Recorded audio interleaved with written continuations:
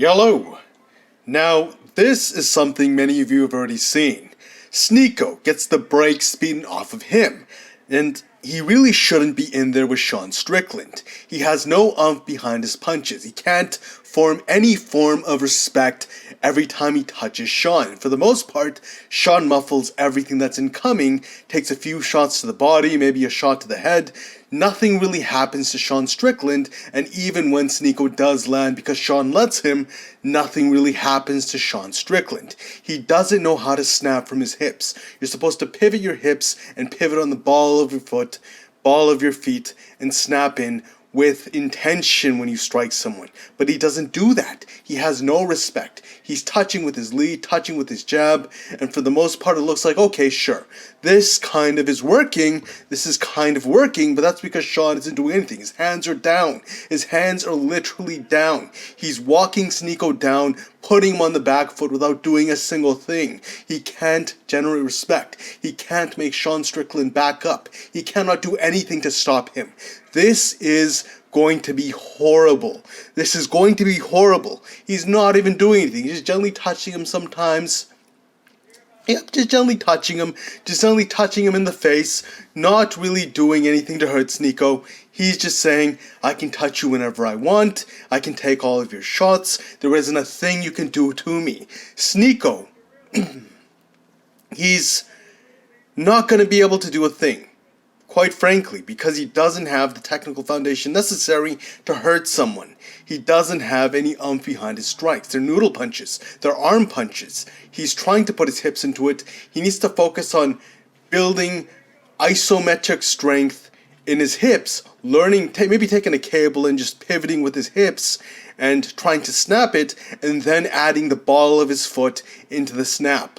That is a good way to build power for your punches, build some respect. He's not even going to give Sean Strickland a bloody nose if he punches him. He doesn't have the power needed to actually hurt Strickland. But if this continues, he's going to, who knows if he gets tired. He probably has the body type where he can go on for quite a distance. He has that lanky runner's endurance. But even then, those runners often have great haymakers. Why? It's because their bodies are built to throw stones and spears.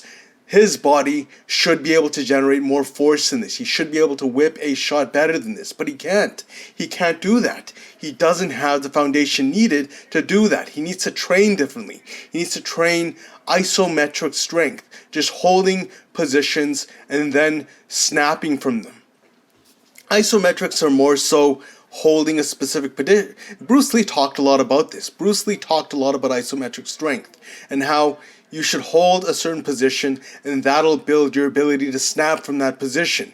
If Sneako does this, maybe he'll be able to form some respect in his punches, but he can't. He can't do a thing. He's missing punches as well. He's doing nothing to Sean. He is doing absolutely nothing. He's being backed down. He can't pull. Oh, it started. It's a beatdown now. Sean's taken enough. He's taken nothing really, and he's just wailing on the influencer. This is horrendous. This is horrible. This should not be happening. He has cojones for stepping in there with Sean Strickland, but he had to have known that this was coming. He had to have known that this was coming. Forrest Griffin had to end it because this was horrible. He's a professional fighter who was once a UFC champion, beating down someone who does not deserve to be in there with him. But Sean has a knack for doing this with random people. He spars people all the time who do not belong there with him, and it's very polarizing for him to do this, but nonetheless though, this was horrible for Sneako. He got brain damage for no reason. If Forrest Griffin wasn't there, this could have been very bad. This could have been very bad. If a humane member who just wanted to save his brain cells didn't step in, he could have been on the ground concussed with brain damage. And that concussion could affect him for the rest of his life. It could make him chinnier for the rest of his life. It could affect his cognitive functions. It's not good to take brain blows. But he did, and the result, he learned nothing from it.